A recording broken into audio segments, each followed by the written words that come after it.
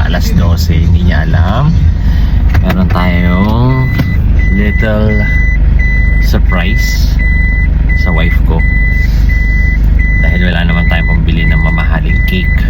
Simpleng cake, no? Sigurado ako ma-appreciate ng mga wife natin yun. Well, ang unang gagawin muna natin is bibili muna tayo ng gatas ng anak ko. Dahil naubusan siya ng gatas. It's already 11:20. So, ang target ko kasi at least exactly 12 o'clock. Mabigyan natin yung simple cake para sa wife ko. So, let's go. Alright, so nandito tayo sa Starbucks. No? At ang ibibili lang natin sa kanya is one slice ng cake. Let's go!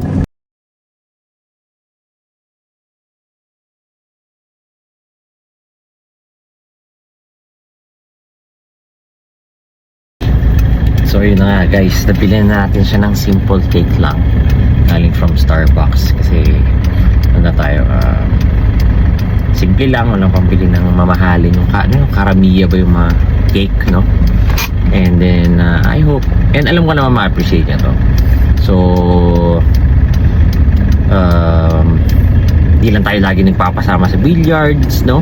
Araw-araw kasama sa billiards or linggo-linggo, tapos wala naman tayong regalo sa araw ng special day niya, no? So useless yun. And ibalik natin sa kanila yung support ang binibigay nila sa atin as a partner, no? Basta legit partner. So yun. So pauwi na ako ng bahay. Kaya kung pag gusto mo yung regalo ko sa'yo, simple lang yan, pero galing sa puso. Let's go! So time check, it's already 11:50 and malapit na tayo sa bahay. So bigyan na natin sa kanya. Let's go!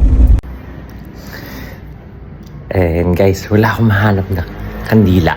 Wala akong makitang kandila. So may naisip ako. So meron akong lighter. Kunti na lang. Ito yung gagamitin natin kandila sa birthday niya. Let's go! Nakakita ako ng kandila. Diba? Oo. Pwede na to. Sisindihan na lang natin gano'n. Yan. Happy birthday to you. Happy birthday to you. Let's go. Parang sa ano to eh. Alay. Let's go. Happy birthday to you.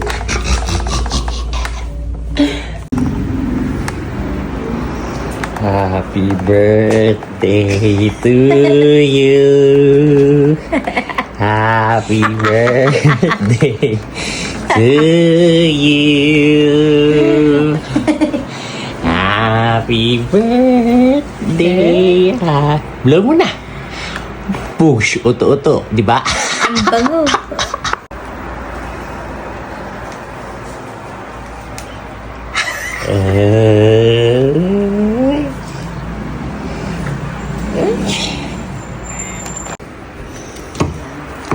Happy birthday to you. Happy birthday. Ito yung ATM mo. Happy birthday to you.